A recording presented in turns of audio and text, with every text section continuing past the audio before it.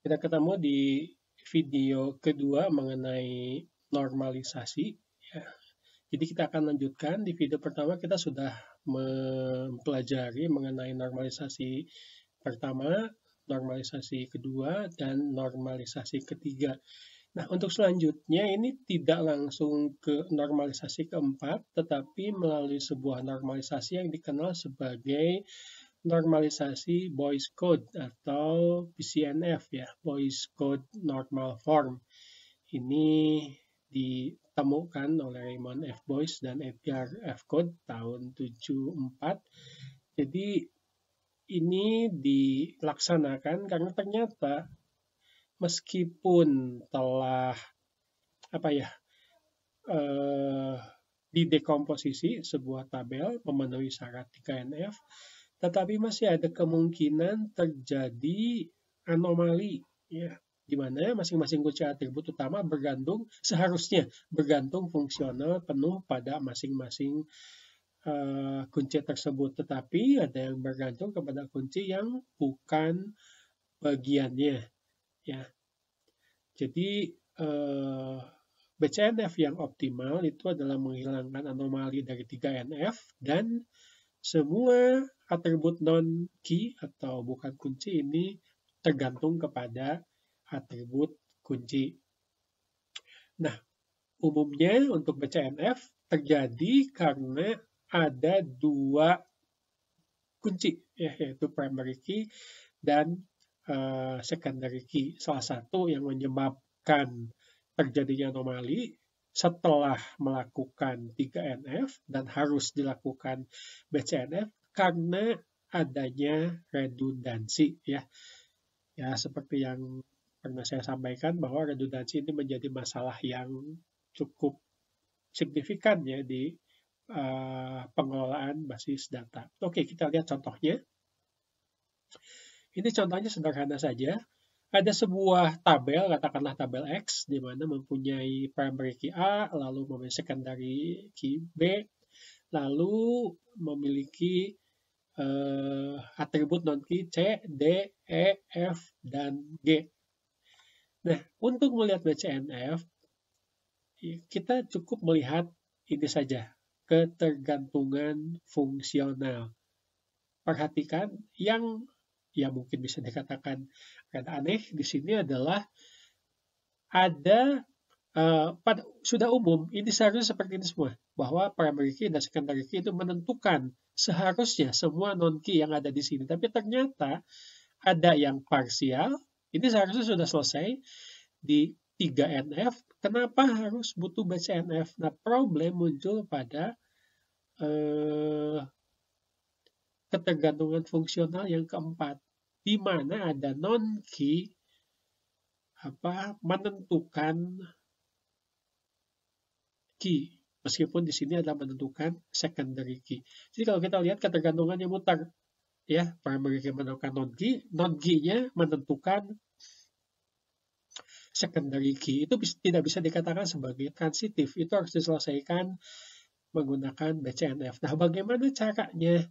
Caranya sebetulnya mirip dengan 2NF. Jadi sebaiknya di dalam perancangan primary key dan secondary key ini dipisah menjadi dua tabel yang berbeda dan berelasi dengan masing-masing.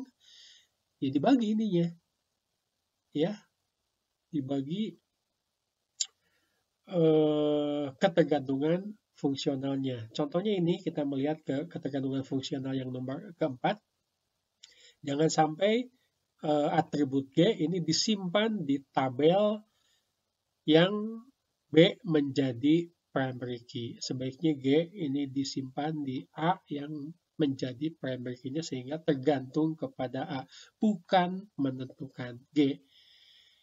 Oke, itu ya. Jadi sekali lagi, Anda bisa melihat ketergantungan fungsional yang pertama, yang kedua, yang ketiga, sebetulnya ini bisa diselesaikan oleh 3NF. Tetapi karena ada non-key menentukan secondary key, maka harus diselesaikan menggunakan BCNF. Oke. Setelah selesai BCNF, kita selanjutnya ke normalisasi keempat. Tentu saja, seperti halnya normalisasi yang lalu, normalisasi keempat harus memenuhi syarat BCNF.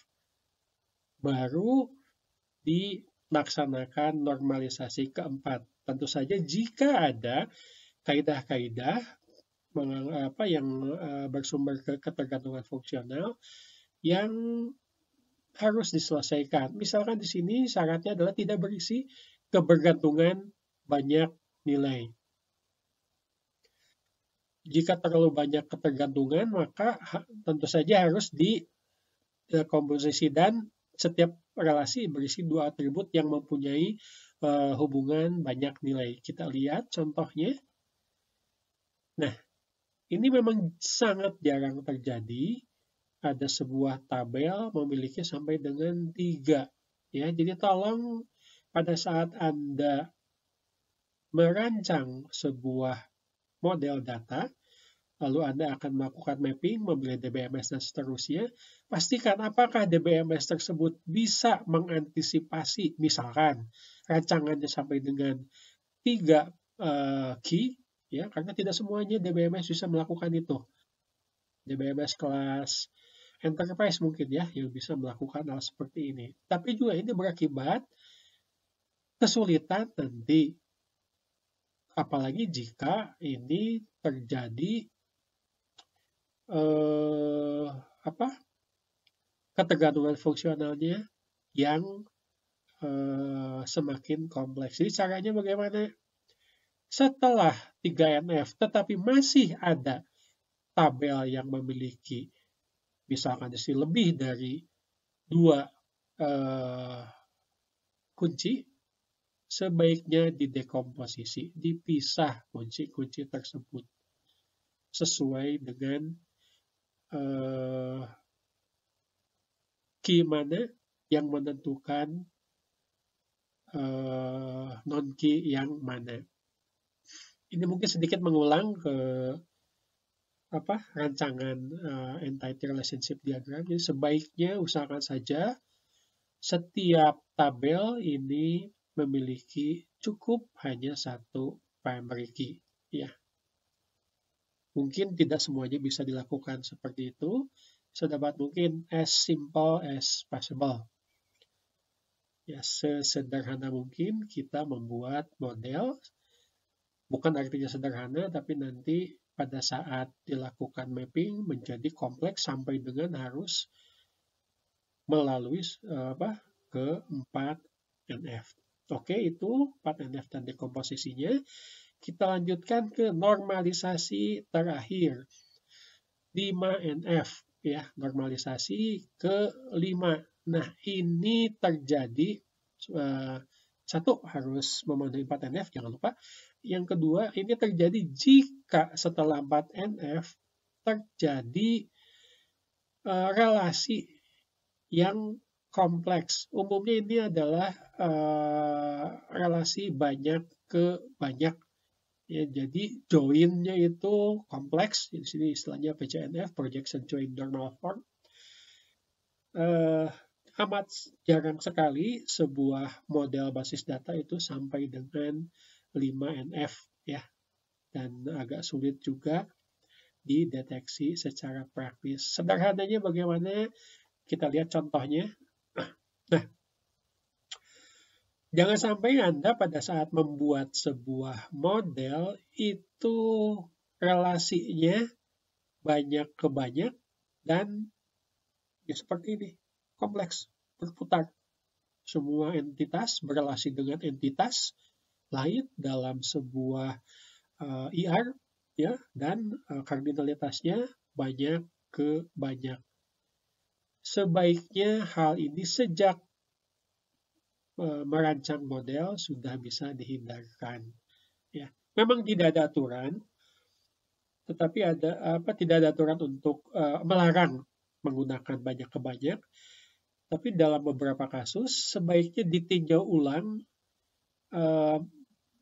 menentukan model data banyak ke banyak, terutama jika berkaitan dengan banyak relasi antar banyak entitas.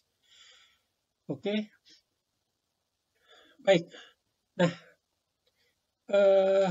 kita memang belajar sampai dengan 5NF, tapi sebetulnya yang wajib dilakukan itu biasanya adalah normalisasi pertama, normalisasi kedua, dan sampai dengan normalisasi ketiga.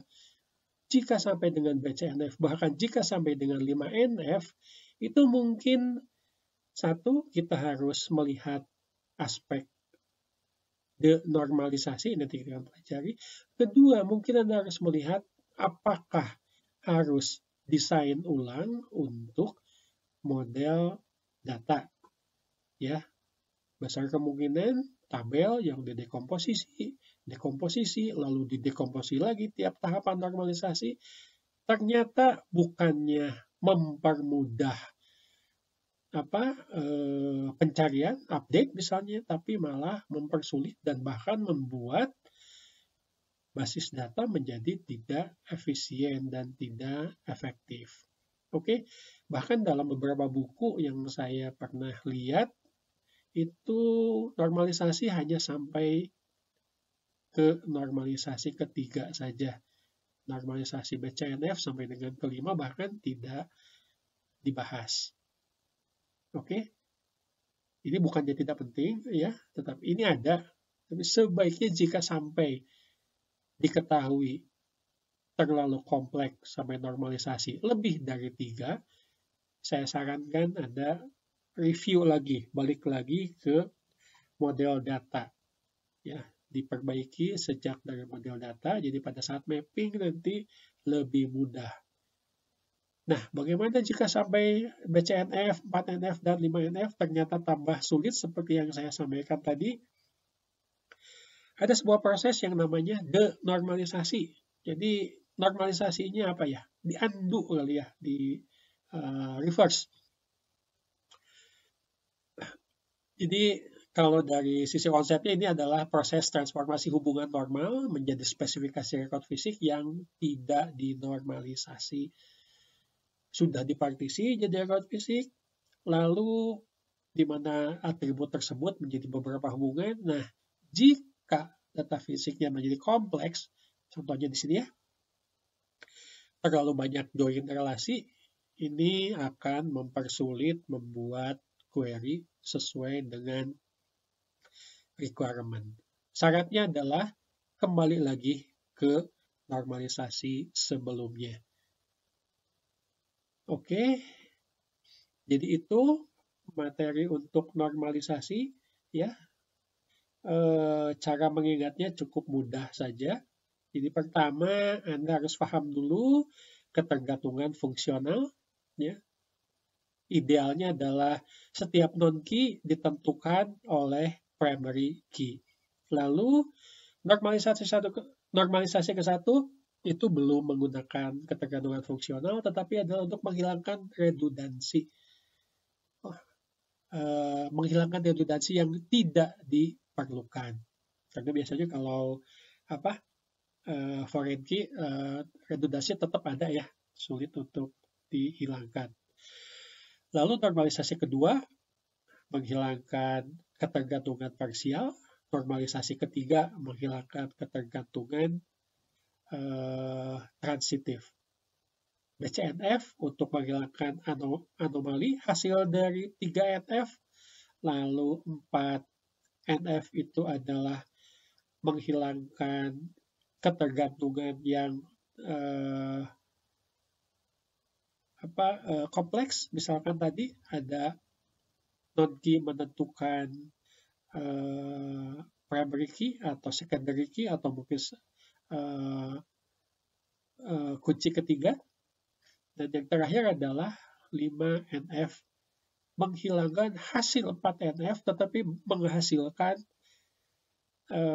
relasi kompleks, yaitu kardinal relasinya banyak ke banyak dan saling berelasi antar banyak entitas.